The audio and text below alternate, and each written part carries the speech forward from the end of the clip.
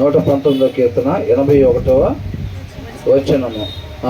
వాక్యం అనేది ఎలా పెడుతున్నారు, మన ముందు ఒక స్ట్రైట్ లైన్ లాగా ఉంచుతున్నారు, ఇది సత్యము అని చెప్పి. మనం ఎక్కడైతే సరి చేసుకోవాల్సింది ఉందో ఆ యొక్క ప్రదేశాల్లో మనం సరి చేసుకోవాలి. నువ్వు ఇలాగ ఉంటున్నావు అనేది కాదు, ఎలాగ ఉండాలి అనేది వాక్యంలో చెప్పబడింది. మనం ఎక్కడెక్కడ సరి చేసుకోవాలో దాన్ని సరి చేసుకోవటానికి ఇష్టపడాలి, దాన్ని విధేయత అని అంటాం. అర్థమవుతుందండి? ఇక్కడ ఏమనంటున్నాడు, నీ రక్షణ కొరకు నా ప్రాణము సొమ్మసిల్లుచున్నది అని అంటున్నాడు. అంటే ఇక్కడ దీంట్లో ప్రాణము అని ఇచ్చాడు, ఇంగ్లీష్లో అని ఇచ్చాడు, సోల్ అని ఇచ్చాడు, ఆత్మ. అవునా? మనం ఆజ్ఞ అతిక్రమణ చేసి ఏం చేసాం? పాపం చేసాం. పాపం చేసినప్పుడు ఏం నశించిపోతుంది?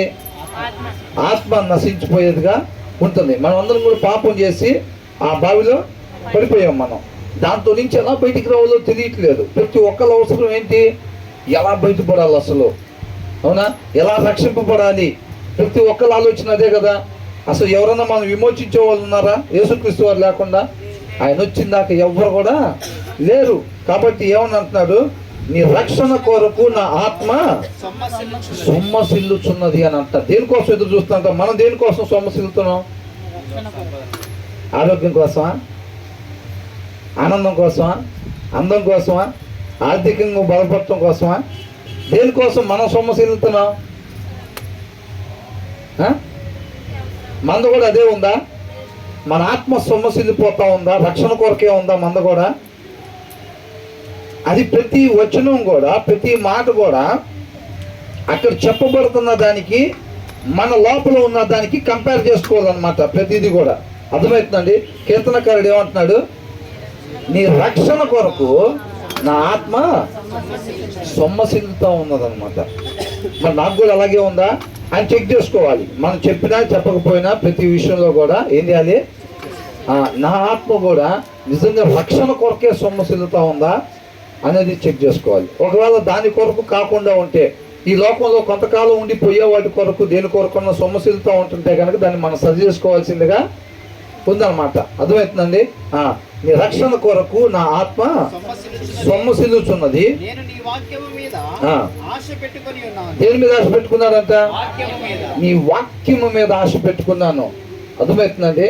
నీ రక్షణ కొరకు నేను ఎలాగ బయటపడేదని చెప్పి సొమ్మసిల్లిపోతా ఉన్నంత ఆత్మ, ఎవరు నన్ను రక్షించేదని చెప్పి దేని మీద ఆశ పెట్టుకున్నాడంట? వాక్యము. వాక్యం అంటే ఎవరు? ఆయన మాట. వాక్యమే యేసుక్రీస్తు. అవునా?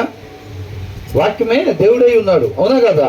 కాబట్టి ఎవరి మీద నమ్మకం? తండ్రి మనల్ని రక్షించడానికి ఆ బావిలోకి ఒక దాన్ని పంపించాడు. ఏంటది? వాక్యం అనే తాడును పంపించాడు. ఆయన కుమారుడు అనే తాడుని పంపించాడు. మనం దాంట్లో నుంచి బయటపడాలంటే మన ఆశ ఏమై ఉండాలి? ఇంకా ఆయన కుమారుడే, ఆ వాక్యమే, ఆ తాడే మనల్ని రక్షించేది. ఆ తాడే లేకపోతే యేసుక్రీస్తు వారు రాకముందు వరకు మనం ఎలాగున్నామో అలాగే తీర్పు దినం వరకు కూడా అలాగే ఉండిపోయే వాళ్ళం మనం. అంతేనే కదండి? దేవుడు మహాకృపను బట్టి తీర్పు దినం రాకముందే మనల్ని రక్షించటానికి ఆయన వాక్యాన్ని, ఆయన కుమారుణ్ణి, ఆ తాడుని మనకి అందుబాటులోకి ఉంచాడు అనమాట. కాబట్టి ఇక్కడ ఏమంటున్నాడు కీర్తనకారుడు, నేను నీ వాక్యము మీద ఆశ పెట్టుకుని ఉన్నాను అని అంటున్నాడు. అదే బ్రతికించేది, అదే దాంట్లో నుంచి బయటికి తీసుకొచ్చేది, అదే పోగొట్టుకున్న స్థితిని మరలా మనకి దయచేసేది. ఏంటిదంటే అది వాక్యం అన్నమాట. దాని మీదే ఆశ పెట్టుకున్నాడు. అది తప్ప ఇక వేరేది మనల్ని రక్షించలేదు అంతే. ఇంకా అర్థమవుతుందండి? మరి దాని కొరకు మనం కూడా ఎదురు చూస్తున్నాం. అలాగే ఎడారిలో నీటి కొరకు ఎదురు చూసినట్టుగా ఆయన మాట కొరకు ఎదురు చూస్తున్నావా?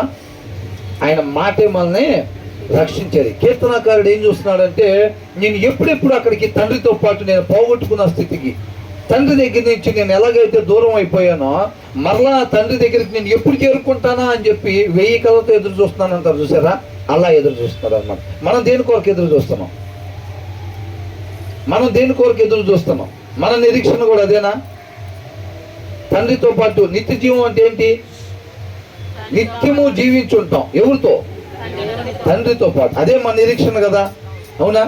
కీర్తనకారుడు అంటున్నాడు, 1000 కళ్ళతో ఎదురు చూసినట్టుగా ఎప్పుడెప్పుడు ఆ కార్యం జరిగేది అని చెప్పి ఎదురు చూస్తూ ఉన్నాడు అనమాట. అర్థమవుతుందండి. నీ రక్షణ కొరకు నా ఆత్మ సొమ్మసిల్లుచున్నది, నేను నీ వాక్యము మీద ఆశ పెట్టుకుని ఉన్నాను, నన్ను ఎప్పుడు ఆదరించదవో అని నా కన్నులు నీవిచ్చిన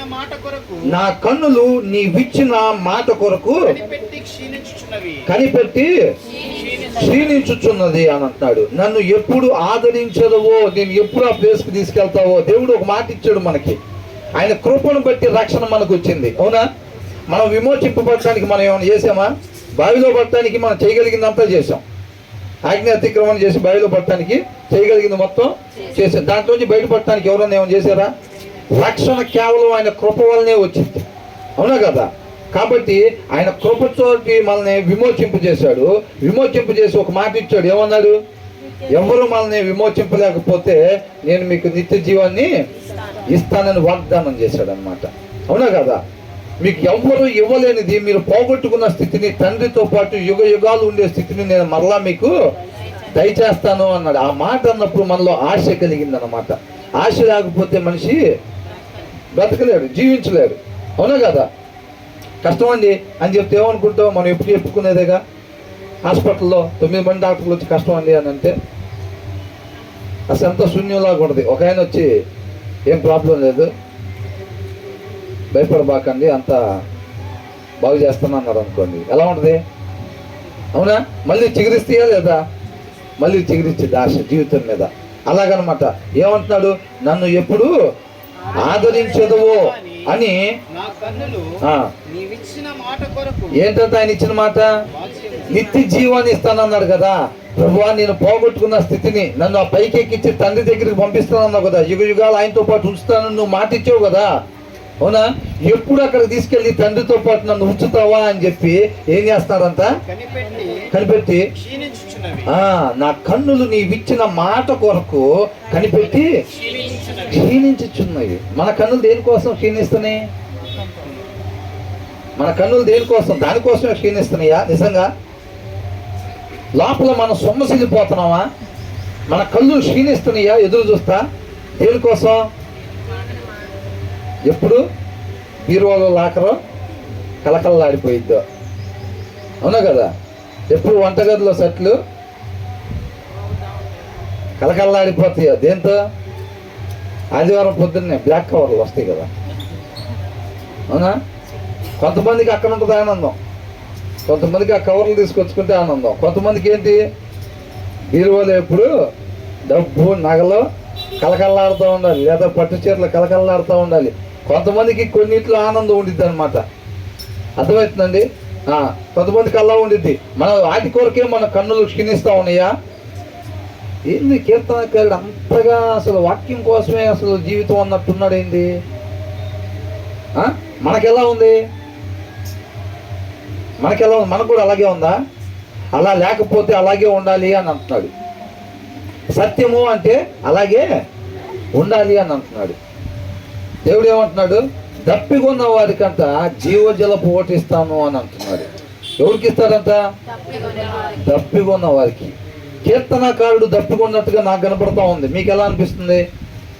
ఆయన తినడానికి ప్రాబ్లం ఏం లేదు, అనారోగ్య సమస్యలు కూడా ఏమీ లేవు, ఆర్థిక సమస్యలు అంతకన్నా లేవు.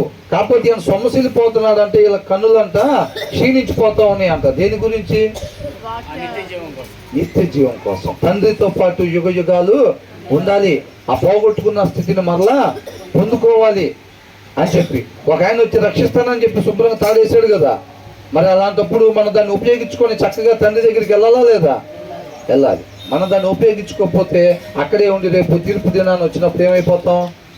నశించిపోయి నిత్య నరకాగ్నికి గురైపోతాం అన్నమాట. కావున కాబట్టి నన్ను ఎప్పుడు ఆదరించదవో అని అంటే అక్కడ ఏంటి అర్థం? ప్రభా, నువ్వు మాట ఇచ్చావు కదా నిత్య జీవాన్ని ఇస్తానని, ఎప్పుడు తీసుకుని వెళ్ళి తండ్రి దగ్గర నన్ను యుగ యుగాలు ఉండటానికి అక్కడ ఉంచుతావో అని చెప్పి నా కన్నులంతా క్షీణించుచున్నవి అని అంటున్నాడు. అర్థమవుతుందండి? అది నిరీక్షణ. ఊరికి ఒక మాట. మన నిరీక్షణ ఏంటి అంటే నిత్య జీవం, తండ్రితో పాటు యుగ యుగాలు ఉంటాం అని. లోపల హృదయం ఓపెన్ చేసి చూస్తే ఆశ అనేది ఏమీ ఉండదు. చాలా మందికి అదే జరిగింది. పెదాల మీద నుంచి మాత్రం అడుగుతుంటే ఏం చెబుతారు?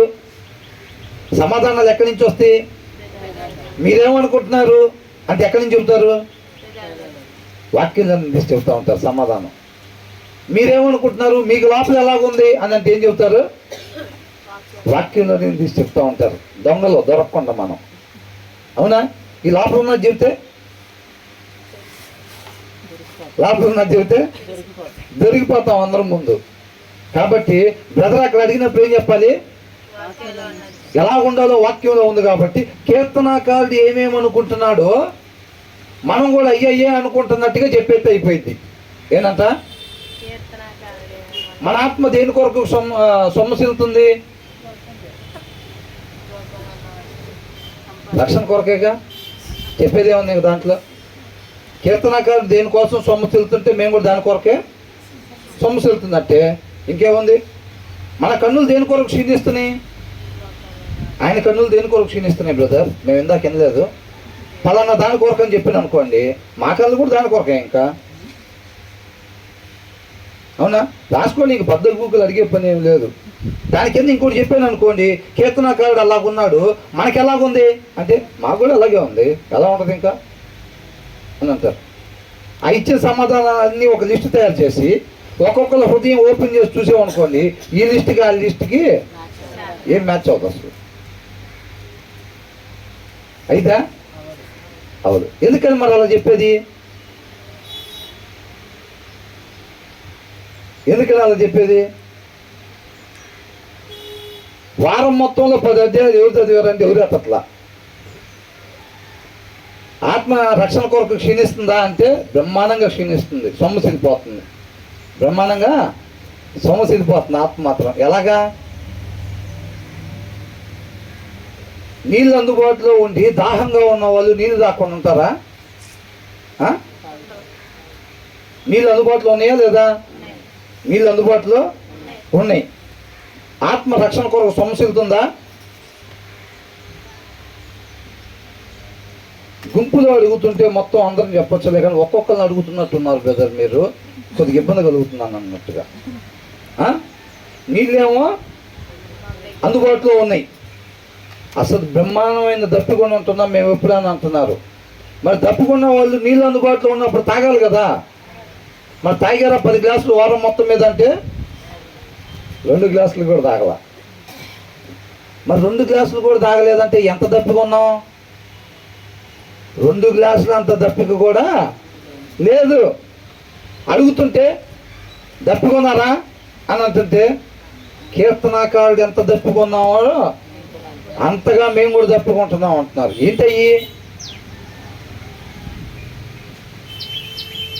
అబ్రహాం మీ తండ్రి అయితే అబ్రహాం క్రియలు మీలో కనపడి ఉండే అని అన్నాడు. మీ తండ్రి వేరు అంటున్నాడు. ఎవరంటే వాళ్ళ తండ్రి అన్నదా లేదా? మా తండ్రి అబ్రహాం అంటే మీ తండ్రి అబ్రహాం అయితే అబ్రహాం క్రియలు మీలో కనపడి ఉండేవి. మీలో ఎవరు క్రియలు కనపడుతున్నాయి అనుకుంటున్నారు? మీ తండ్రి వేరని అంటున్నాడు. ఎవరన్నారా మాట? యేసుక్రీస్తు వారు. 2 అధ్యాయాలు ఎంతమంది చదివారని అంటే చేతులు ఎత్తట్లా. మీ ఆత్మ ఎలాగుందని అంటే రక్షణ కొరకు సొమ్మసిల్లిపోతుంది బ్రదర్, కీర్తనకారులు లాగానే మాది కూడా అని చెప్తాం. మీ కన్నులు నా కన్నులు ఎలాగున్నాయి అని అంటే క్షీణించిపోతున్నాయి అసలు దేవుడు మాట కొరకు అని చెప్తాం. చెప్తున్నావా లేదా? అవునా? మరి అలా క్షీణించిపోయే వాళ్ళు ఎలాగుంటారు? ఆయన మాట కొరకు క్షీణించిపోయే వాళ్ళు అందుబాటులో ఉన్నప్పుడు. ఎవరి దగ్గర ఉన్న బైబిల్ లేదా? ఉంది. అవునా? రక్షణ కొరకేమో సొమ్మసిల్లిపోతున్నాం, దప్పికొన్నాం, గొంతేరిపోయింది అంటున్నారు. అడుగుతుంటే మాత్రం ఎంతమందికి గొంతేరిపోతుంది నీళ్ళతో అంటే అసలు మా అందరికీ బ్రదర్ గొంతు వరకు కాదు, అరికాల దాకా ఆరిపోతున్నాయి మాకు అసలు అని చెబుతున్నారు అడుగుతుంటే. మరి ప్రతి ఒక్కరి ఇంట్లో నీళ్ళు ఉన్నాయి కదా అని అంటున్నాం. ఉన్నాయి బ్రదర్ అని అంటున్నారు. మరి తాగచ్చుగా అంటే మేము తాగం బ్రదర్, అరికాళ్ళు వరకు దప్పికొని ఉన్నాం మేము అని అంటున్నారు చెబుతుంటే. అవునా కదా? కాబట్టి అదేమైందంటే మనల్ని మనం మోసం చేసుకున్నట్టు.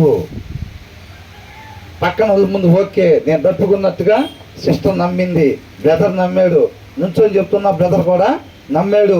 ఎందుకంటే నేను నోటితో చెప్పే కాబట్టి ఆ విషయం. అవునా? రేపు అక్కడ నోటితో చెప్పిన దాని ప్రకారం తీసుకుంటారా? రేపు అక్కడ ఎలా తీసుకుంటారు? అంతరంగాన్ని చూస్తాడు.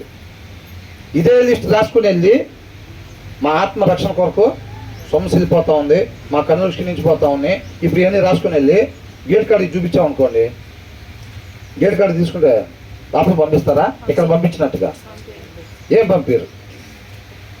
అక్కడ ఏం అడగరు, ఎలా ఉంది నీ ఆత్మ, నీ కన్నులు ఎలా ఉన్నాయి అని అడగరు. వాళ్ళు చూస్తే అంతరంగం అర్థమైపోతూ ఉంటుంది. రేపు గేట్ దగ్గర ఉన్న వాళ్ళకి అర్థమవుతుందండి, పంపించేది లేదు లోపల అంటుంది. కాబట్టి అలాగ మనల్ని మనం మోసం చేసుకునేవారుగా మనం ఉండకూడదు. నిజంగానే మనం దప్పికున్న వారిలాగా ఉండాలి. నిజంగా మనం దప్పికుంటే నీళ్ళు అందుబాటులో ఉన్నప్పుడు తాగుతామా లేదా? ఖచ్చితంగా తాగుతాం. మనం వారానికి ఎన్ని అధ్యాయాలు చదువుతున్నామో అంతగానే దప్పికుంటున్నట్టు. మనం వారంలో 4 రోజులు సెలవులు ఎవరైనా పెడతారా డ్యూటీకి? ఎందుకు పెట్టరు? జీతం కట్టేయిద్ది. దాని కొరకు దప్పికొన్నాం. ఏమన్నా దప్పికొన్నాం. 4 రోజులు సెలవు పెడితే ఎట్లాగా తగ్గిపో నీళ్ళు. ఎంత గ్లాసులో రావాల్సిన డబ్బులు గ్లాసులో ఎంత వస్తాయి? ఎంతే వస్తాయి. 5 ఎంత సరిపోతాయి మాకు? మరి వాక్యం పర్వాలేదా? ఇదైతే చదవకుండా ఉండొచ్చు, ప్రాబ్లం లేదు. అదైతే మాత్రం సెలవు పెడతానికి కుదరదు, జీతం కట్ అయింది. అంటే ఏంటి ఉద్దేశం? అది నామకార్థం, అది మనల్ని మోసం చేసుకోవటం. అర్థమవుతుందండి? అది మనం నటించటం. మీరు కాదండి, ఇప్పుడు నుంచొని చెప్పేవాళ్ళైనా కూర్చొని వినేవాళ్ళే, దాంట్లో డౌటే లేదు. నేనైనా మీరైనా. అర్థమవుతుందండి? కాబట్టి మనలో ఎంత ఆశ ఉంది, ఎంత నిరీక్షణ నీలో నాలో ఉంది అని అంటే మనం రక్షించేది ఏంటి? ఆయన మాట మాత్రమే మనల్ని రక్షించింది అనమాట. మనకి ఎంత నిరీక్షణ ఉంది అని అంటే, నువ్వు నేను వారంలో ఎన్ని అధ్యాయాలు చదువుతున్నామో అంత నిరీక్షణ ఉంది అని. ఇక నోటి మాట ఏముండదు, ఎంత ఉందండి నిరీక్షణ మా దగ్గర అని ఎవరు తీసుకోరు. ఇక నువ్వు నేను ఎంత దాహం వేస్తే అంత నీళ్ళు అవుతాం కదా, అవునా? కాబట్టి మీకు నాకు ఎంత నిరీక్షణ ఉంది అని అంటే, మనం ఎన్ని అధ్యాయాలు చదువుకుంటున్నామో, ఎంత సమయం ఆయన పాదాల చెంత గడుపుతున్నామో మనం అంత నిరీక్షణ మనకున్నట్టు, అంతగా సొమ్మసిల్లిపోతున్నట్టు, అంతగా మన కన్నులు క్షీణిస్తున్నట్టు. 1 అధ్యాయమా 2 అధ్యాయాల వారం మొత్తం మీద అంతగా సొమ్మసిల్లుతున్నట్టు, అంతగా క్షీణిస్తున్నట్టు, అంత పర్సంటేజ్ రేపు మన తండ్రితో పాటు ఉండడానికి అవకాశం ఉన్నట్టు. అర్థమవుతుందండి? ఎంతమందికి ఉంది తండ్రితో పాటు ఉందామని? అక్కడ కూడా ఏదన్నా గవర్నమెంట్ ఉండి కోటా బియ్యం ఇచ్చినట్టుగా ఎవరో ఒకళ్ళు అక్కడ మినిస్టర్ గాను ప్రధానమంత్రి గాను ఉండి మా పార్టీ తరఫున అందరం పంపిస్తున్నాం లేండి అంటే బాగుందా? కుదరదు. అంతేనా కదా? అది కాబట్టి వాక్యాన్ని మనం చదవాలి. జస్ట్ వినేసి వెళ్ళిపోయి మనల్ని మనం అట్లా మోసం చేసుకుంటా ఉంటే ప్రయోజనం ఏమీ లేదు. ఆ వచ్చిన కీర్తనాకారుడు ఇలాగ ఉంటున్నాడంట, మనకి ఎలాగుంది అని అంటే అదే మనం కూడా చెప్పేస్తే పోలా అని చెప్పేసుకుంటా పోతా ఉంటే రోజులు గడిచిపోతాయి. అంతేగాని రేపు దినాన తీర్పులో నిలబడినప్పుడు ఇబ్బంది పడేది ఎవరు?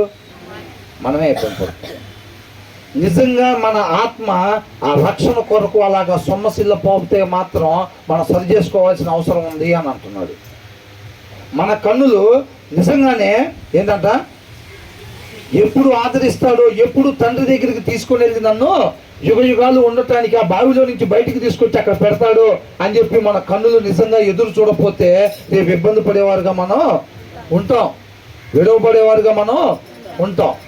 తగిన జాగ్రత్త తీసుకోవాలి. అర్థమవుతుందండి? తర్వాత ఏమంటున్నాడు? నేను పొగ తగులుచున్న సిద్ధవలనైతిని, ఆయనను నీ కట్టడలు నేను మరుచుటలేదనంట. అర్థమవుతుందండి? ఇప్పుడు పొయ్యి మీద ఉండే దేశం ఎలా ఉంటుంది? అవునా?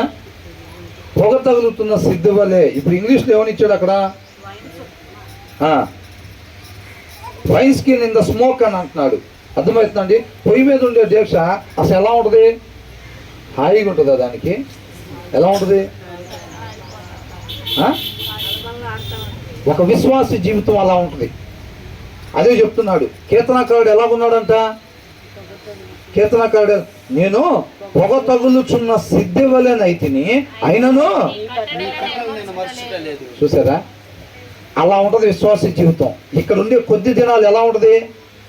నిజంగా విశ్వాసం కలిగి లోకంలో మనం కలిసిపోకుండా దేవుని ఆత్మను, ఆయన మాటను అనుసరించి జీవించే వాళ్ళకి మంచి చేసినా సరే అవమానాలే, నిందలే ఇవే ఎదురవుతూ ఉంటాయి. ఎలా ఉంటుంది అప్పుడు? మంచి చేసి అవమానపడతాం అంటే ఎలా ఉంటుంది? దానికి ఒక ఎగ్జాంపుల్ ఇచ్చాడు ఇక్కడ. ఏంటంట? పొగ తగులుతున్న సిద్ధవలే ఉంటుందంట. నిజంగా విశ్వాస జీవితం అలా ఉంటుంది. అయినా సరే మనం ఏం చేయాలంట? కీర్తనకారుడు ఏం చేస్తున్నాడంట? అయినా సరే నీ కట్టడలు నేను, అయినా సరే నీ వాక్యాన్ని అనుసరించటం నేను మానుకోవట్లేదు అని అంటున్నాడు. అర్థమవుతుందండి? నీ శ్రమలలో, నా శ్రమలలో నువ్వు ఇచ్చేవి చూసావు మాటే, ఆ మాటే నాకు నెమ్మదిని దయచేస్తుంది అని అంటున్నాడు. ఆ మాట చెప్తున్నాడు అనమాట. అవునా? కాబట్టి మరి అయినను నీ కట్టడలు నేను మరుచుటలేదు. నా పరిస్థితి ఇలాగుంది, నేను అందరికీ మేలే చేద్దాం అనుకుంటున్నా, మేలే తలుచుకుంటున్నా. అందరి కొరకు అరగంట గంట నా సేపు రాత్రి నేను అందరూ కూడా కాలనీవాసు అందరి కొరకు, నన్ను హేట్ చేసే వాళ్ళందరికీ కూడా నేను ప్రార్థన చేస్తున్నా. అయినా సరే తెల్లారేసరికి మళ్ళీ వాళ్ళ ప్రవర్తన యాజ్ ఇట్ ఈస్గా ఉంటుంది అని అంటే మనకు ఎలా ఉంటుంది? బాధగా ఉండిద్ది. అవునా? పొయ్యి మీద పెట్టిన దేశాలాగానే ఉంటుంది. అయినా సరే ఎందుకు బతుకు, మనం అంత భారం కలిగి వాళ్ళ కోసం అంత మేలు కోరుకొని వాళ్ళ కుటుంబాల కొరకు ఆ రకంగా ప్రార్థన చేసి వాళ్ళ తండ్రితో పాటు యుగ యుగాలు ఉండాలి, రేపు వాళ్ళు నశించిపోకూడదని చెప్పి మనం కోరుకుంటుంటే వాళ్ళైనా సరే నన్ను ఇంకా వ్యతిరేకంగానే చూస్తున్నారు, ఇబ్బంది పెడదామని చూస్తున్నారు. ఇక ఎందుకురా వాళ్ళ గురించి మనం మేలు కోరుకోవద్దు, అసలు వాళ్ళ గురించి అసలు ప్రార్థన చేయొద్దు, ఇంకా వాళ్ళకి అసలు సహాయం చేయొద్దు ఇంకా అని అనుకోవచ్చా? ఏమంటున్నాడు? అయినను నీ కట్టడలు నేను మరుచుటలేదు అని అంటున్నాడు. అర్థమవుతుందండి?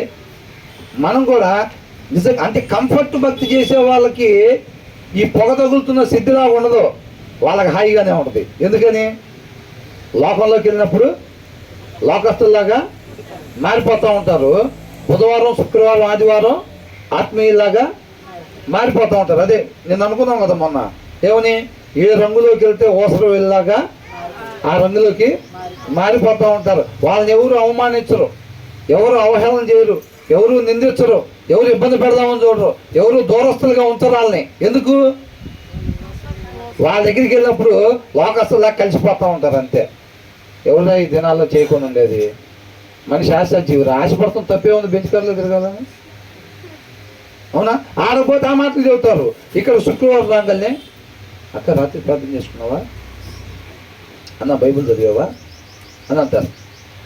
అదే సోమవారం ఆ మాటలు, మంగళవారం ఆ మాటలు, బుధవారం ఈ మాటలు, గురువారం ఆ మాటలు. అవునా? అదే వాడింది మొన్న అట్లా అంట కదా, వాడిని ధన్యారంటగా ఏనంట, వాడు అట్లా చేసేదంట కదా, వాడు అట్లా చేయకుండా ఇట్లా చేసి ఉండాల్సిందిరా. గురువారం, శుక్రవారం అన్న మనం ఏదన్నా చేయాలన్నా, మనం ఏదైనా చేయాలి. ఇక్కడ మన ఫెలోషిప్ తరఫున ఇక్కడ అంత పెద్ద వయసు వాళ్ళు ఉన్నారు కదా, ఈ కాలనీ వాసులకు మనం ఏదన్నా ఒక మాదిరి కనపడతాం. శుక్రవారం, శనివారం మళ్ళీ అంటే వాళ్ళకే ఇబ్బంది ఉండదు, వాళ్ళకు పొగ తగులుతున్న స్థితిలాగా ఉండదు వాళ్ళ వ్యవహారం. ఓసరు వెళ్ళేలాగా రంగులు మార్చకుండా సత్యానుసారంగా మాత్రమే ఎవరైతే ఉంటారో వాళ్ళకు మాత్రం ఎలా ఉంటుందంట? ఈ కొంతకాలం శ్రమలు అనింది అదే. అవునండి? పొగ తగులుతున్న స్థితిలాగా ఉండదంట. అయినా సరే మనం ఎలా ఉండాలంట? ఆయన కట్టడలను నేను మరుచుటలేదు. వారం చేశాను, నెల చేశా, 3 నెలలు చేశా, ఇంకెవరు చేస్తాడు వాళ్ళ కోసం ప్రార్థన? ఆయన అర్థం చేసుకోకపోతే వదిలిపెట్టేసాడా కీర్తనకారుడు? మనం వదిలిపెట్టేద్దామా? ఎట్లా వదులుతాం బ్రదర్? కీర్తనకారుడు వదలలేదు కదా. మనం వదిలిపెట్టేద్దామా వద్దు? అట్లాగా చెప్పాలి, అందరు నోరు చేసి చెప్పాలి. మనం వదిలిపెట్టేద్దాం అట్లాగా? కొంత సమయం వరకు సహనంతో చూసి తర్వాత వాళ్ళు వినకపోతే, మనల్ని ప్రేమించకపోతే కనుక వదిలేసేద్దాం, వాళ్ళ గురించి భారం లేకుండా ఉందామా? ఎందుకని? కీర్తనకారుడు లేదుగా బ్రదర్. ఆయన సమాధానం మా సమాధానంలో తేడా వచ్చిందంటే ఏమైంది? దొరికిపోతాం. అవునా కదా? ఆయన సమాధానంలో మా సమాధానంలో తేడా వచ్చింది కదా బ్రదర్. అట్లా ఉంటే కాబట్టి ఆయన సమాధానమే మీకు అర్థం అవుతుందా? మీరు లోపలికి వచ్చేటప్పుడు ఒక తీర్మానం తీసుకుని వస్తాం. ఏంటది? మీరు ఏం చెబుతారో మీ ఇష్టం. బైబిల్ మొత్తంలో మీరు ఎవరిని తీసుకొచ్చి మా ముందు పెడతారో మీ ఇష్టం. మీరు అడిగే ప్రతి ప్రశ్నకి మీరు ఎవరిని మా ముందు పెడతారో ఆయన సమాధానాలే మా సమాధానాలు కూడా అంతే. దొరికేదైతే లేదు. ఇప్పుడు బ్రదర్ ఏంటంట, ఇప్పటి నుంచి ఆ ట్రైనింగ్ అన్నం తిన్నట్టే మాకు. అది ఏంటంట, అన్నం తింటానికి పెద్ద ఇది అనిపించిందా? రోజు చేసే పనేగా. మంచినీళ్ళు తాగినట్టే మాకు. అది దొరికేది ఉండదు. అదే మరి ప్రవర్తన బయట తేడాగా ఉంటుంది. ఇక్కడ మాత్రం అడుగుతుంటే అన్ని కీర్తనాకారుడు ఏదైతే అనుకుంటున్నాడో అదే చెబుతున్నారు. బయట ప్రవర్తనలో తేడాగా ఉంటుంది. ఏంది? బయట ఇద్దరు నవ్వుకుంటూ పోతే భార్యాభర్తలు మనకు లోపల ఇబ్బంది కలుగుతుంది కదా. మరి కీర్తనాకారుడికి ఏ లక్షణాలు ఉన్నాయో మనకు కూడా ఏ లక్షణాలు ఉన్నప్పుడు మరి అట్లా కలగకూడదు కదా. అక్కడేం కలుగుతుంది? కుళ్ళు, ఈర్ష, కోపం ఇవన్నీ ఆటోమేటిక్గా కలుగుతున్నాయి. అడుగుతుంటే మాత్రం కీర్తనకాడికి ఎట్లుందో బ్రదర్ మీరు అడిగారు కదా, దాని సమాధానం చెప్తా. ఆయనకి ఎట్లుంది ఆ టైంలో? ఆయనకి పలానా లాగా ఉందని అంటే అయితే మాకు కూడా అంతే ఉంది. అయిపోలా. దానివల్ల మనం నష్టపోతాం అని అంటున్నా. అర్థమవుతుందండి? కాబట్టి జెన్యూన్గా మనం సరి చేసుకోవాల్సిన ప్లేస్లో సరి చేసుకోవాలి. ఒక 2-3 వచనాల దగ్గర కొంచెం అర్థమయ్యేటట్టుగా చెప్తే బాగుండిద్ది అనేది. తర్వాత నుంచి కంటిన్యూ వెళ్ళిపోదామండి. తర్వాత ఏమంటున్నాడు? సేవకుని దినములు ఎంత కొద్దివాయెను.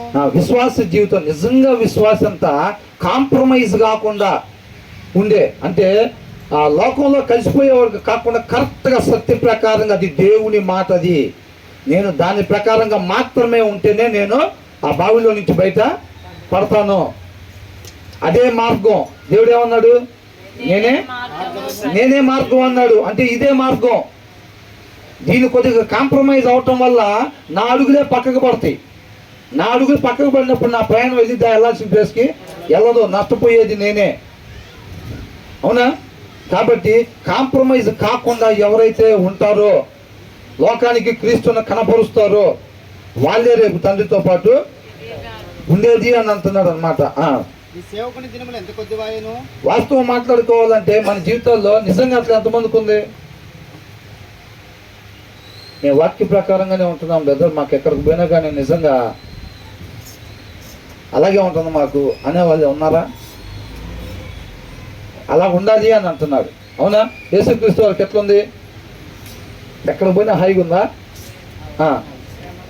ఆయన శ్రమలు, ఇబ్బందులు, అవమానాలు ఇవన్నీ ఎందుకు వచ్చినాయి? ఆయన మంచి చేయడా ఎవరికి? మంచి చేస్తాడు ఆయన. శిష్యుల్ని ఎట్లాగా వాళ్ళ ముగింపులు ఎట్లా ఉన్నాయి? మంచం మీద పడుకుంటే హాయిగా హార్ట్ అటాక్ వచ్చినాయా?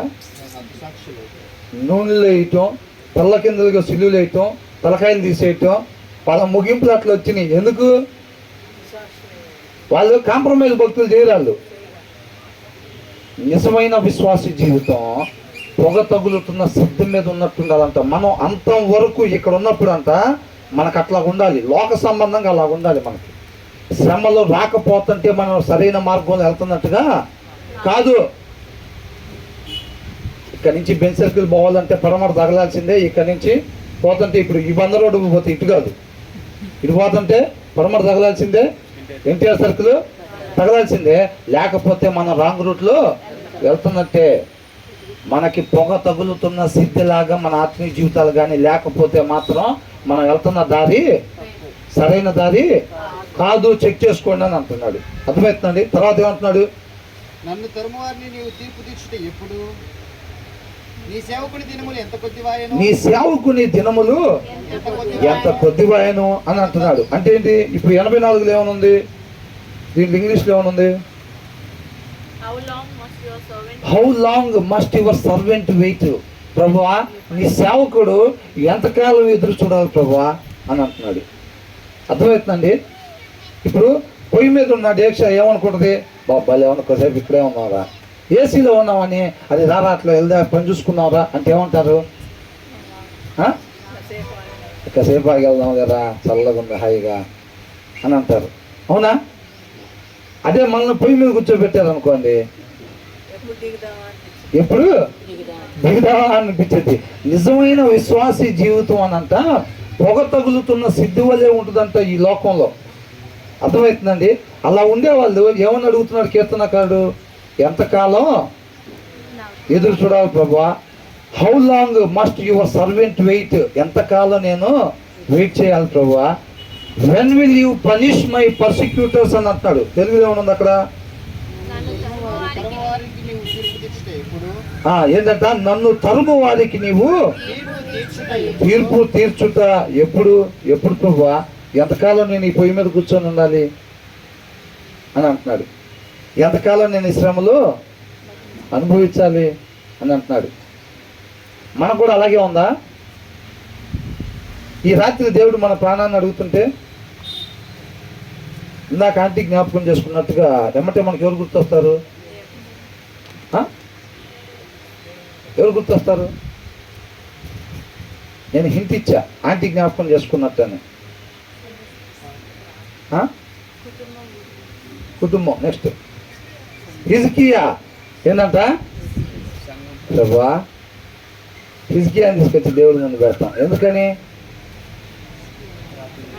దినాలు పెంచు ప్రభువా, కుదిరితే 110గా. అబ్రహాం తీసుకొస్తాం అవసరమైతే, అవునా? నోవాహుని తీసుకొస్తాం, ఆదామును కూడా తీసుకొస్తాం, తెరహును కూడా తీసుకొస్తాం, మెతూషలేం, అవునా? ఆదాము తీసుకొస్తాం. వీళ్ళందరూ 800 900 సంవత్సరాల వాళ్ళు బతికిన వాళ్ళు. అవునా? మరి పొయ్యి మీద అంత హాయిగా ఉందా? పొయ్యి మీద అంత హాయిగా ఉందా మరి? అవునా కదా? కీర్తనకారుడు ఏమంటున్నాడు? కొద్దిగా తేడా పడుతున్నట్టుంది కీర్తనకారుడికి మనకి. కీర్తనకారుడు ఏమంటున్నాడు? ఎంతకాలం ఎదురు చూడాలి ప్రభువా? నన్ను తరుముతున్న వారిని ఎప్పుడు తీర్పు తీరుస్తావు వాళ్ళకి అని అంటున్నాడు. మరి మనకు కూడా అలాగే ఉందా? అదే చెక్ చేసుకోవాలి మనం. ఆ తర్వాత ఏమంటున్నాడు? నీ ధర్మశాస్త్రమును అనుసరింపని గర్విష్ఠులు. గర్విష్ఠులు అంటే ఎవరంట? వాక్యాన్ని అనుసరించడం వాళ్ళే. వాళ్ళు సపరేట్ కొమ్ములను నాలుగు బ్లాక్ షర్టు, బ్లాక్ ప్యాంట్లు, బ్లాక్ షూస్ వేసుకొని ఏమి రారు. గర్విష్ఠులు అంటే ఎవరు? ఎవరన్నా నువ్వు గర్విష్ఠువా అంటే ఏమంటారు? ఏంద్రా అట్లా అంటున్నావు నన్ను అని అంటాడు. మరి వాక్యాన్ని చదవు కదరా? చదవకపోతే అంత మాత్రం అంత మాట అంటావా? మనం అనేది కాదు, వాక్యంలో ఉన్నది. ఏంటంటది? నీ ధర్మశాస్త్రమును అనుసరింపని గర్విష్ఠులు నన్ను చిక్కించుకొనుటకై గుంటలు తవ్విరి అని అంటున్నాడు. అర్థమవుతుందంటండి? వాళ్ళకి ఏం కావాలి? ఇప్పుడు పడవేయబడ్డ దురాత్మలకు మనం ఏం చేసాం? దాసులు. వాటికి ఏమన్నా మనం హాని చేసామా? ఏం హాని చేయదా. కానీ అవి నిత్యం ఏం చూస్తూ ఉంటాయి? మన కొరకు హాని చేద్దామని చూస్తాయి. ఈ ఆత్మీయ జీవితాలు పడగొట్టాలంతే. రేపు మాతో పాటు ఇలా నరకానికి తీసుకొని పోవాలి. ఫుల్ టైం డ్యూటీలు చేస్తూ ఉంటాయి. అవి 8 hours డ్యూటీలు, 6 hours, 10 hours డ్యూటీలు కాదు. ఎన్ని అవర్స్ చేస్తాయి? ఫుల్ టైం డ్యూటీలు. ఏంటంట? మన వాటికి ఏ హాని చేయకపోయినా సరే అయ్యి మొత్తాన్ని నాశనం చేయడానికి. అవునా? అయ్యేం చేస్తాయంట? గుంటలు. ఆత్మీయుడు వస్తున్నాడు అంటే ఒక 10 అధ్యాయాలు చదివాడు, లేదా ప్రార్థన చేసుకున్నాడు, మిగతా వాళ్ళ పట్ల భారం కలిగి ఉన్నాడు, క్రీస్తులో నాటబడి ఉన్నాడు, ఆయన గుణ లక్షణాలు వస్తున్నాయి, మిగతా వాళ్ళందరూ కూడా విమోచింపబడాలనే ఆలోచనలు కలుగుతున్నాయి అనుకో, వాడి కోసం ముందే ఏం చేస్తాడు? వాడు ఇటు నుంచి వస్తాడరా అంటే ఇక్కడ ఒక గుంట, అక్కడ ఒక గుంట, అక్కడ ఒక గుంట తీసి పెడతాడంట. అవునా? వాడు ఒకవేళ ఈ గుంట దగ్గర పొరపాటున మిస్ అయినా సరే ఆ గుంటలో పడేటట్టుగా, అక్కడ కాదంటే అక్కడ పడేటట్టుగా ఎక్కడ దాకా తీసి పెడతాడు? మనం ఆఫీస్కి వెళ్తుంటే ఆఫీస్ దాకా అట్లాగే గుంటలు తీసి పెట్టుంటాయి. అర్థమవుతుందండి? మేము ఇదివరకు ఒకసారి పెయింట్ పనికి వెళ్ళేవాడిని. నేను ఫస్ట్లో పెయింట్ పనికి వెళ్తుంటే నాతో పాటు 2 సీనియర్లు ఉండేవాళ్ళు. వాళ్ళిద్దరు వెళ్తున్నారంటే ఒక ఆయన పెద్ద వయసు ఆయన సైకిల్ మీద వచ్చేవాళ్ళు. ఇద్దరు సైకిల్ మీద వెళ్తా వాళ్ళు అరటికాయ గల సగం ఉంటే దాన్ని కొనుక్కొని ఆ పెద్ద వయసు ఆయన వెనకాల పెట్టుకొని వస్తున్నారంట. వెనకాల క్యారేజీకి పెట్టుకొని వస్తున్నాడు. పక్కన ఇంకొక అతను సీనియర్ సైకిల్ దొక్కుంటూ వస్తున్నాడు. పెద్ద వయసు ఆయన కదా, ఆయన సరిగ్గా వినపడదు, కొంచెం కనపడిన పరిస్థితి ఉంది, 60 ఏళ్ళు పైన. అయితే ఆ పక్కన వచ్చే అతను అన్నాడు, అంకుల్ గోతులు ఉంటాయి జాగ్రత్త అని అన్నాడంట. ఏమన్నాడు? గోతులు ఉంటాయి జాగ్రత్త, సైకిల్ దొక్కుతున్నాడు కదా. పని దిగేటప్పుడు ఇంటికి వెళ్ళిపోయేటప్పుడు అటికేలు తీసుకుని వెళ్తున్నాడు. పని దిగేది ఎప్పుడు 6:30 కడుక్కొని అది చేసి వెళ్ళేసరికి 7:30 చీకటి పడిపోయింది. వెళ్తా ఉంటే సైకిల్ మీద అంకుల్ గోతులు ఉంటాయి జాగ్రత్త అని అంటే ఆయన సైకిల్ పక్కన ఆపి అటికేలు తీసి ముందు కడుతున్నాడంట.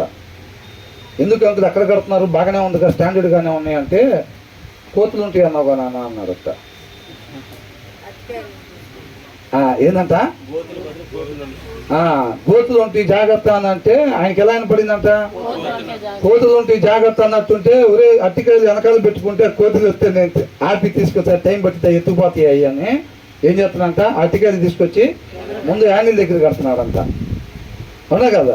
ఇప్పుడు ఇక్కడ ఏమంటున్నాడు, అపవాది ఏం చేస్తాడంట, పరదోయబడ్డ దురాత్మలు గుంటలు తీసి పెడతా ఉంటాయి, గోతులు తీసి పెడతాయి అంటాయి. ఆత్మీయుడు పడిపోవాలి, వాడి ప్రార్థనా జీవితం పాడైపోవాలి, వాడు చక్కగా దేవుని స్తుతించాలన్న కోరిక లేకుండా ఉండాలి, వాడి వాక్యం చదవకుండా ఉండాలి అని చెప్పి గోతులు తీసి పెడతా ఉంటారు అన్నమాట. అర్థమవుతుందండి? చాలా వాడి పని అది. ఎలుగున్న క్యాండిలు వాక్యంతో వెలిగింపబడి ఉన్న ఆత్మను చూస్తే వాళ్ళకి మనశ్శాంతిగా ఉండదు, దాన్ని ఎట్టగానే ఆర్పిందాకా నిద్రపోరు. అవునా కదా? కాబట్టి మన బలమైన శక్తి కలిగి ఉండాలి. ఒకసారి ఏమైందంటే నేను ఒక కంపెనీలో వర్క్ చేస్తాను, తర్వాత పెయింట్ పని తగ్గించి తర్వాత నెక్స్ట్ లెవెల్కి వచ్చిన ఒక ఆఫీస్లో వర్క్ చేస్తున్నా. ఆఫీస్లో వర్క్ చేస్తుంటే నాకు ఒక మంచి శాలరీ వస్తుంది. ఒక మంచి శాలరీ వస్తూ ఉంటే ఆ కంపెనీ ఏం చేసిందంటే, ఆ కంపెనీ ఒక నెంబర్ 1 అనే ఒక శాలరీ ఆఫర్ చేశారు. అసలు ఆ అంకి చెప్తే బ్రహ్మాండం బాబు అసలు అనుకున్నాం, మన అవసరతలు అన్నీ తీరిపోతాయి, అట్లాంటి శాలరీ ఆఫర్ చేశారనమాట. నేను అప్పుడప్పుడే దేవునిలో కొంచెం బలపడతా ఉన్నా. అయితే అలా ఆఫర్ చేశారు. అక్కడ ఆఫీస్లో పరిస్థితి ఎలా ఉండదంటే, నేను అంతకుముందు రియల్ ఎస్టేట్ చేసేవాడిని, తెలుసు కదండి, ఇప్పుడు కూడా చేస్తూనే ఉంటాను. అయితే చేద్దాం అనుకుంటున్నాను, చేస్తున్నాను అనుకుంటున్నాను. అయితే నేను ఆ కంపెనీలో వర్క్ చేస్తూ ఉంటే వాళ్ళు అద్భుతమైన శాలరీ ఆఫర్ చేశారు. వాళ్ళు ఆ ఆఫీస్ నిండా ఏంటంటే అందరూ ఆడవాళ్ళే ఉంటారు, ఆ ఆఫీస్లో మొత్తం ఆడవాళ్ళే ఉంటారు. రియల్ ఎస్టేట్లో అంటే ఎలా ఉంటుంది, వాళ్ళని కస్టమర్ని అట్రాక్ట్ చేసి అమ్మటం కోసం అంతా ఫుల్ మేకప్లే. అవునా? ఫుల్ మేకప్లు వేసుకొని వచ్చి ఆఫీస్లో మొత్తం తిరుగుతూ ఉంటారు. ఇంకా వాళ్ళు ఆ కంపెనీ ఇచ్చిన ఆఫర్ ఏంటంటే, నేను ఫీల్డ్ వర్క్ వెళ్ళి పని చేస్తూ ఉండేవాడిని, ఇక ఫీల్డ్ వర్క్ కాదు, నువ్వు పర్మనెంట్గా ఆఫీస్లోనే ఉండేటట్టయితే నీకు ఇంత శాలరీ ఇస్తామని చెప్పి కంపెనీ వాళ్ళని ఆఫర్ చేశాడు. అసలు ఆ అంకి చూస్తే టెంప్టింగ్ అంకి అది. కాకపోతే ఆఫీస్లో కానీ ఉన్నామంటే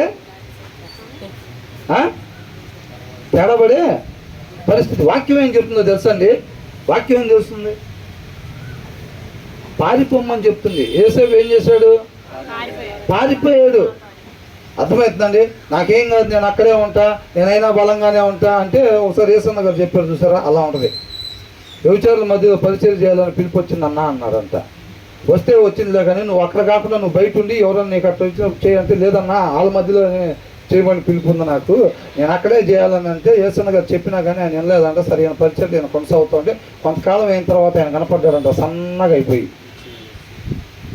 ఆయన సన్నగా అయిపోయి కనపడ్డాడంట. ఏంది పరిస్థితిని కనుక్కుంటే ఏమైందంట, అంతే. ఎవరైనా సరే అది ఇప్పుడైనా అప్పుడైనా ఎంతో అవసరమైతే తప్ప మాటలైనా సహవాసమైనా ఏదైనా స్థాయికి మించి అవతలకి ఉండకూడదు, అంతే.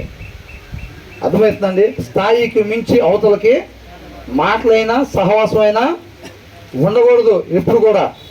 బ్రదర్ సిస్టరే అయినా సరే తగిన జాగ్రత్తలో ఉండాల్సిందే, అంతే తప్ప ముందుకుంటానికి వీళ్ళే. దేవుడు మహాకృపను బట్టి నేను ఇంటికి వెళ్ళిన తర్వాత మాట చెప్పా, ఇది పరిస్థితి అని అంటే అసలు శాలరీ అంకి చెప్తా బ్రహ్మాండంలే సూపరు అని అనుకున్నాంలే. కానీ మనకైతే దేవుడి కృపను బట్టి అప్పుడు నాకు ఒక 3-4 కలిసి మేము పని చేస్తున్నాం, మొత్తం 5 చేస్తున్నాం. ఆ మిగతా 4లో 3 చక్కటి ఆత్మీయులు అనమాట. ఆత్మీయులు. మనం చక్కగా ఆత్మీయులతో కలిసి ఉన్నాం కదా. 5 ఆఫర్ నాకు ఒక్కడికే వచ్చింది. 5 ఆఫరు నాకు ఒక్కడికే వచ్చింది. నా ఒక్కడికే వస్తే ఆ చక్కగా 3 ఆత్మీయులతో కలిసి ఉన్నాం కదా, మనకొద్దు, మనకు అవసరమైనంత వరకు దేవుడే ఇస్తాడు. ఆ ప్లేస్లోకి వెళ్తే ఎవరైనా అంతే. అది సొదొమ గొమొర్రాలాగా నడుస్తూ ఉంటుంది వ్యవహారం. ఆల్రెడీ తెలుసు మనకు అవన్నీ. అక్కడ పరిస్థితి అలా ఉంటుంది. కాకపోతే వాళ్ళు అట్లా ఆఫర్ చేశారు. దేవుడు కృపను బట్టి అది మనం వద్దు అనుకుని రిజెక్ట్ చేసుకున్నాం. అది పారిపోవటం అన్నమాట. పారిపోవాలంటే మన రక్షణని కాపాడుకోవాలి మనం.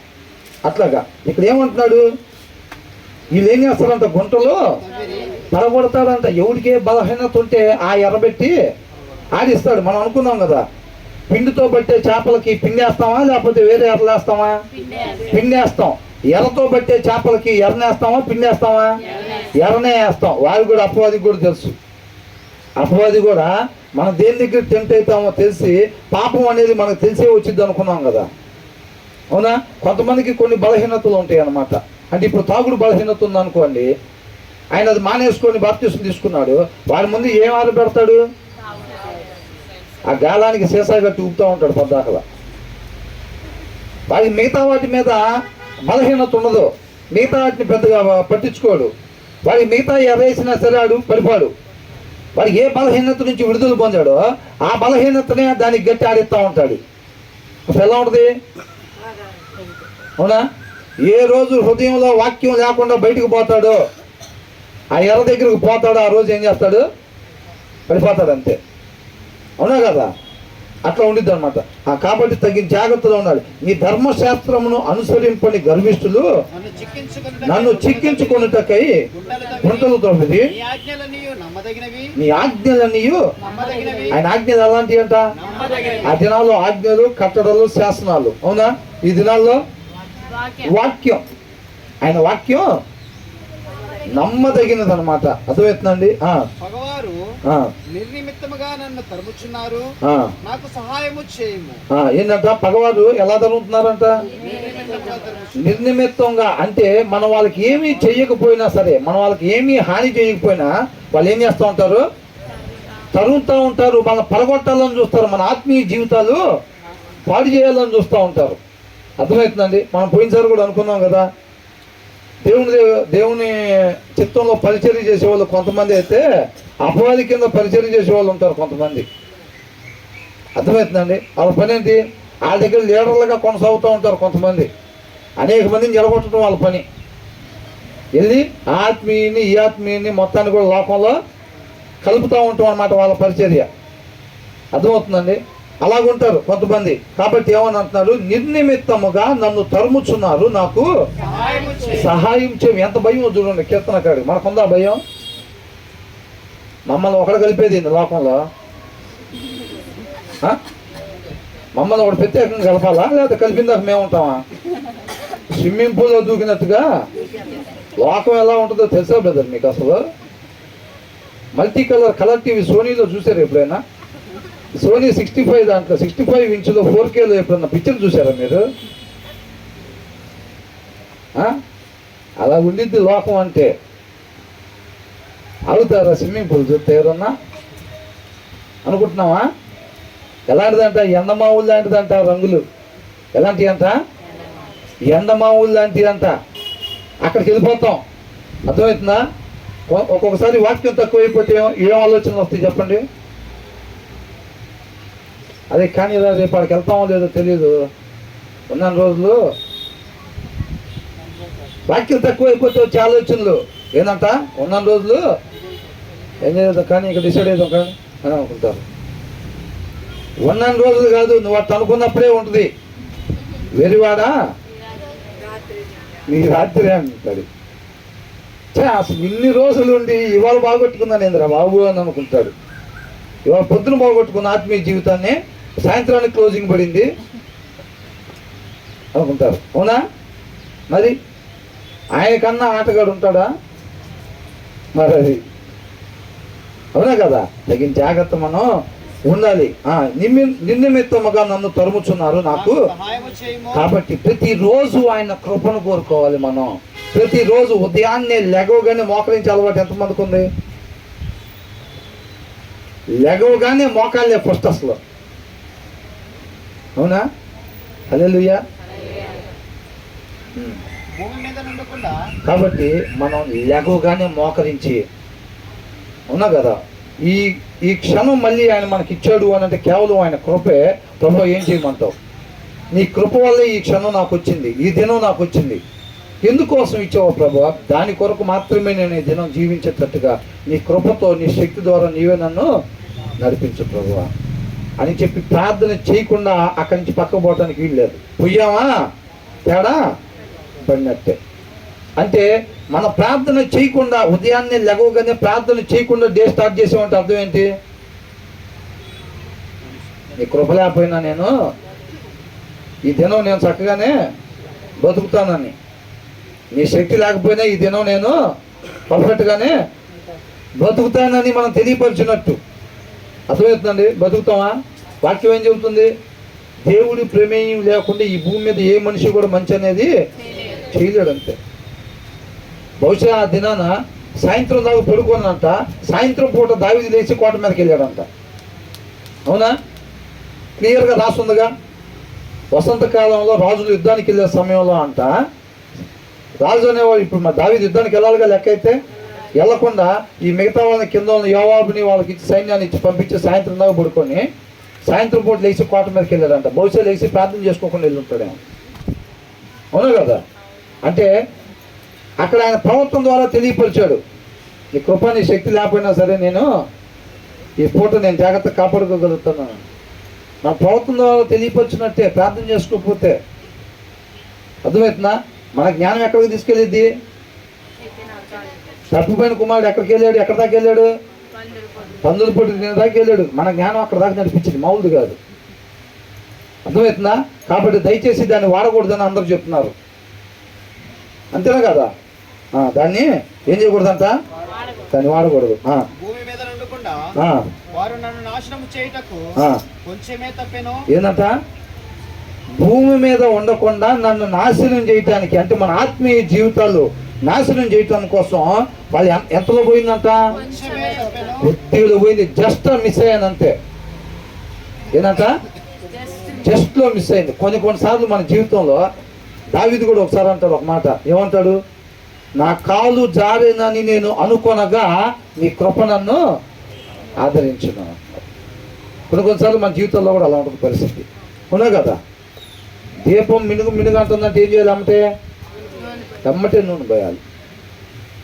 అవునా? కాబట్టి మినుకు మనకుండానే సమృద్ధిగా మన హృదయాల్లో వాక్యం కలిగి ఉండాలి. ఎప్పుడైనా బలంగా వాడబడాలి, గొప్పగా దేవుడి నామాన్ని మహింపరచాలి మనం. అంతేనండి. కీర్తనాకారుడు అది, ఈయన భయం అది. ఈ భయము భక్తి ఎప్పుడు దాకా ఉంటుంది? ఆయనకి అంతం వరకు ఉంటుంది. ఎప్పుడు దాకా? అంతం వరకు ఉంటుంది. మనకు కూడా అదే భయము భక్తి ఉందా లేదా? ఆయన మాట లేకపోతే మనం లేనట్టే. ఇంకా అర్థమవుతుందండి? ఆ భయము భక్తి మనలో ఉండాలి. దానికోసం వాక్యం చదవాలన్నమాట.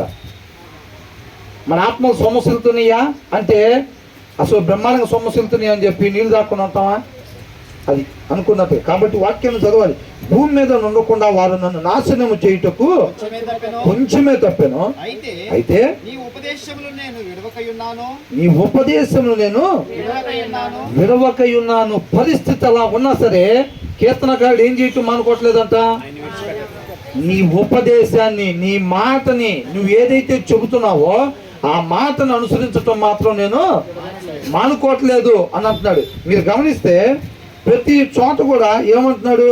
83వ వచనంలో ఏమనుంది? 81వ వచనంలో ఏమనుంది? సగం నుంచి నేను నీ వాక్యం మీద ఆశ పెట్టుకొని ఉన్నాను. 83లో ఏమనుంది? సగం నుంచి ఆయనను నీ కట్టడలు నేను మరుచుటలేదు అని అంటున్నాడు. తర్వాత ఇప్పుడు 87 ఏమని ఉంటుంది? అయితే నీ ఉపదేశము నేను విడువకి ఉన్నాను. అపవాదికి కావాల్సింది ఏంది? నువ్వు దాన్ని విడిచిపెట్టాలి. అసలు అది కావాల్సింది. గుంటలు ఎందుకు తవ్వుతాడు? భూమి మీద లేకుండా చేసేది ఎందుకు? మన ఆత్మీయ జీవితం కావాలి వాడికి. అపవాదికి ఏం కావాలంట? మన ఆత్మీయ జీవితం. నువ్వు ఏమి లేదురా బాబు, నువ్వు పాపం చేస్తే నేను నీ జోలి రాను. నువ్వు అట్లా పరిశుద్ధుడిగా ఉంటే మాత్రం నాకు మనశ్శాంతిగా ఉండదు.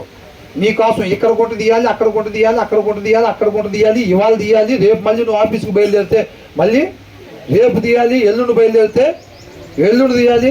నువ్వు ఏదో ఒకటి నీకు నచ్చి లిస్ట్ పెడతాడు. మందే తాగుతావో, సిగరెట్ తాగుతావో, అవునా, సినిమాలే చూస్తావో, సీరియల్లే చూస్తావో, అబద్ధాలే ఆడతావో, నీకు నచ్చింది సెలెక్ట్ చేసుకో దీంట్లో అంటాడు. ఏంటంట? నీకు నచ్చింది సెలెక్ట్ చేసుకో. అది అలవాటు చేసుకుందామంటే నేను నీ జోలి రాను, ఇంకా నువ్వు ఎట్టాగో నా పార్టీయే ఇంకా, అవునా? కాబట్టి కీర్తనకారుడు ఏమంటున్నాడు? ఆయన ఆత్మ రక్షణ కొరకు సొమ్మసిల్లిపోతా ఉన్నా ఆయన కన్నులు క్షీణించిపోతాను. ఎప్పుడు తండ్రితో పాటు ఉంటానో ప్రభువా, నువ్వు ఇచ్చిన మాట ఎప్పుడు నా జీవితంలో నెరవేరుస్తావో, నిత్య జీవం ఎప్పుడు ఇస్తావో అని చెప్పి ఈయన కన్నులు ఏమవుతున్నాయి అంట? క్షీణించిపోతూ ఉంటున్నాయి అంట. వాళ్ళు గుంటలు తవ్వుతూ ఉన్నారంట. అయినా సరే ఈయన మాత్రం ఏం చేయటం మాట్లాడలేదంట. నీ కట్టడలో నీ ఉపదేశాలు మాత్రం అనుసరించడం నేను మానటలేదు. పొగ తగులుతున్న సిద్ధ వలె, పొయ్యి మీద ఉన్న డేస్ట వలె నా ఆత్మీయ జీవితం ఉంటుంది. అయినా సరే నీ మాటను అనుసరించడం మాత్రం నేను మానుకోవట్లేదు అని అంటున్నాడు. అలా కావాల్సింది అది. వాళ్ళ నా ఆత్మీయ జీవితాన్ని దెబ్బతీయాలి, నా పరిశుద్ధతను దెబ్బతీయాలి. దానికోసం ఒక కాసుకొని కూర్చుంటున్నారు అనమాట. అర్థమవుతుందండి? కీర్తనకారుడు ఏమంటున్నాడు? అయినా సరే నేను ఈ మాటను అనుసరించడం మాత్రం మానుకోవట్లేదు ప్రభువా అని అంటున్నాడు. ఆ తర్వాత ఏమంటున్నాడు?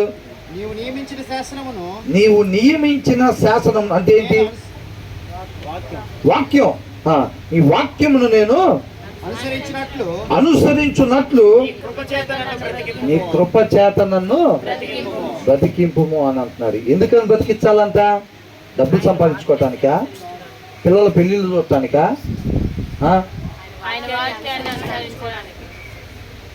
బ్రతికుంటే పౌలు గారు ఏమంటున్నారు? బ్రతుకుట క్రీస్తే అంటే ఏంది? బ్రతికుంటే ఆయన మాట ప్రకారంగా జీవించడానికే బతకాలి అంతే. లేకపోతే చావైతే మేలు, లాభం. అవునా? ఒకవేళ మనం బతుకుంటే ఆయన మాట ప్రకారంగా జీవించటం అంతే. బ్రతికితే దానికోసం బతకటం అంతేక వేరేదేమి క్లాస్ ఇచ్చేది లేదు ఇంకా అని అంటున్నాడు. ఎవరు? కీర్తనకారుడు. మనకెలా ఉంది? మనకెలా ఉంది? మనకు కూడా అలాగే ఉంటుంది. ఆయనకు అట్లా ఉన్నప్పుడు మనకు కూడా అలాగే ఉంటుంది. ఏం పెద్ద 2 సంవత్సరాల నుంచి వచ్చి చెప్తున్నారే, 2 సంవత్సరాల నుంచి చెప్తున్నారు, మరి ఆయనకు అట్లా ఉన్నప్పుడు మాకు వేరేలాగా ఎప్పుడైనా ఉందా? ఆయన ఆత్మ రక్షణ కొరకు సొమ్మసిల్లుతుంటే మా ఆత్మ కూడా రక్షణ కొరకే సొమ్మసిల్లింది. అవునా? దేవుడిచ్చిన వాగ్దానం కొరకు ఆయన కన్నులు క్షీణిస్తుంటే మా కన్నులు కూడా దాని కొరకే క్షీణిస్తాయి. పొగ తగులుతున్న సిద్ధిలాగా ఆయనకుంటే ఆయన ఆత్మీయ జీవితం ఉంటే మా ఆత్మీయ జీవితాలు కూడా అంతే ఉంటాయి. అవునా కదా? వాళ్ళు గుంటలు తీసి పెట్టారంటే గుంటలు తీసి పెట్టినా సరే నీ మాటను అనుసరించడం మాత్రం మేము మానుకోవట్లేదు అని ఆయన అంటున్నాడు. మేము కూడా మానుకునేది ఉండదు. మీరు దావీదుని తీయండి, మోసేని తీయండి, అబ్రహాం తీయండి, ఆశ తీసుకుంటారు వాళ్ళకి మాకు అంతే. అంతేగా? ఒకవేళ లేకపోతే ఉంటే మంచిదండి. నేను అనేది అందరిని కాదు, ఉంటే మంచిది.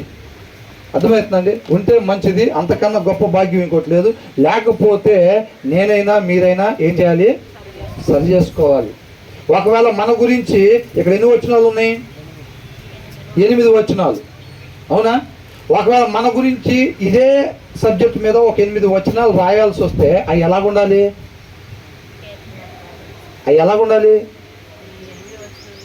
ఈ 8 వచనాలు లాగానే ఉండాలి. ఎలా ఉండాలంట? ఈ 8 వచనాలు లాగానే ఉండాలి అంతే. అర్థమవుతుందా? అది దేవుడు కోరుకుంటున్నాడు. ఇది మన దగ్గరికి ఎందుకు పంపించాడు? అవునా? ఈ విషయాల్లో మీరు ఇలా ఉండాలని నేను కోరుకుంటా ఉన్నాను. అది సత్యం. అది మిమ్మల్ని తండ్రి దగ్గరికి నడిపించింది. నేను ఆ మార్గానే వచ్చాను అని అంటున్నాడు. ఆయన కృపతో మనల్ని ప్రేమించి ఆయన మాటను మన దగ్గరికి పంపిస్తూ ఉన్నాడు. ఇదివరకు ఏం చేసేవాళ్ళం? ఒక్కొక్కసారి 3 అధ్యాయాలు కూడా చెప్పుకున్న రోజులు ఉన్నాయి. 1 సమయాలు, 2 సమయాలు. అవునా? ఇలాంటి వాటిలో ఒక్కొక్కసారి 3 అధ్యాయాలు, ఒక్కొక్కసారి 5 అధ్యాయాలు, 6 అధ్యాయాలు కూడా కవర్ చేసినవి ఉన్నాయి. 4 అధ్యాయాలు ఉన్న ఒక బుక్స్ రూతు గ్రంథం లాంటివి కానీ, ఎస్తేరు గురించి కానీ, ఇవన్నీ కూడా మనం అధ్యాయాలు కవర్ చేసిన రోజులు కూడా ఉన్నాయి.